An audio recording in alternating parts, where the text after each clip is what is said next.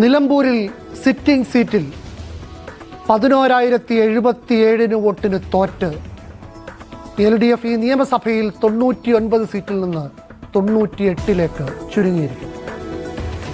ഈ നിയമസഭാ കാലയളവിൽ നടന്ന ഉപതെരഞ്ഞെടുപ്പുകളിൽ UDF നേടുന്ന ആദ്യ അട്ടിമറി ജയം. പിണറായിയുടെ മൂന്നാം ഭരണത്തിന് വഴി തുറക്കുന്ന ജനവിധിയെന്ന് സമ്മതിച്ച CPM-ന്റെ മുഖത്തേറ്റ കനത്ത പ്രഹരം. ഭരണവിരുദ്ധ വികാരം ശക്തമെന്ന് തെളിയിച്ച തെരഞ്ഞെടുപ്പ്. എന്നാൽ ഒരേ സമയം LDF-നോടും സിറ്റിംഗ് MLA PV അൻവറിനോടും പോരാടി UDF നേടിയത് ഉജ്ജ്വല വിജയം. തൃക്കാക്കരയിലും പുതുപ്പള്ളിയിലും പാലക്കാട്ടും നേടിയതിനേക്കാൾ മികച്ച വിജയം. അൻവറിന് കീഴടങ്ങേണ്ടെന്ന ഇരട്ടച്ചക്കൻ തീരുമാനത്തിന് കിട്ടിയ തിളക്കമാർന്ന വിജയം. 75,000 വോട്ട് നേടുമെന്ന്, വിജയിക്കുമെന്ന് താനൊഴിച്ച് ബാക്കി എല്ലാവരും